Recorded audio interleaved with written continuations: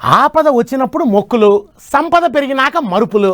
ఇట్టాగే ఉంటుంది మనలో చాలామంది వ్యవహారము. కష్టం వచ్చినప్పుడు దేవుడా దేవుడా దేవుడా అని మొక్కులు మొక్కుతా అంటారు.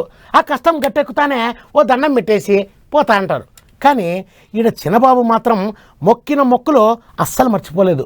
ఎప్పుడు మొక్కుకున్నాడో ఏం కథో తెలియదు, కానీ ఎన్నికల ముందు మంగళగిరి నరసింహుడికి మొక్కు చెల్లించేసినాడు. ఓ దిక్కు నాయన ఊరూరా మీటింగులు పెట్టి మళ్ళా రువ్వడి పెంచుతుంటే ఇంకో దిక్కు తనయుడు గిట్ల మొక్కులు చెల్లించుకునే పనిలో పడ్డాడు అన్నట్టు. అగ చూడర్రే, తల్లిని, ఇంటి ఆమెను, పిలగాన్ని, ఇంటిల్లి పాదిని అందరిని ఇంట పెట్టుకొని మంగళగిరి నరసన్న దర్శనానికి పోయిండు. పోత పోత వట్టి చేతులతో నెట్టబోతాడు. స్వామి కొరకు కానుకలు గట్టిగానే కొండపోయిర్రు. నరసన్నకు కిరీటము, చెంచిలక్ష్మి తల్లికి, రాజ్యలక్ష్మి తల్లికి పట్టుబట్టలు, సొమ్ములు గట్టిగానే తీసుకుపోయిర్రు. కానుకలన్నీ ఎండి పల్లెల్లో పెట్టుకొని ఆలు మగలు పిలగాడు ముగ్గురు 3 పల్లెలు పట్టుకొని గుళ్ళకు పోయిన్రు. అయ్యగారులు పూజలు చేసి దీవెన అర్ధి పెట్టిర్రు. అంతేకాదు పానకాల స్వామి గుడికాడ మెట్ల పూజలు కూడా చేసిర్రు. ఆలు మగలిద్దరు కలిసి మెట్ల మీద దీపాలు వెలిగిచ్చిర్రు.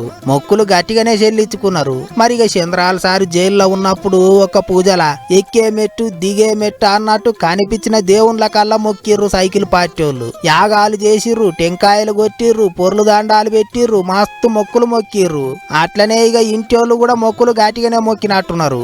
అందుకే నరసన్నకు పబ్బతి పట్టిర్రు. పండ్ల పని వచ్చే ఎలక్షన్లలో కూడా అంత కలిసి రావాలని మళ్ళోసారి మొక్కులు మొక్కినట్టే ఉన్నది అంత చూస్తుంటే.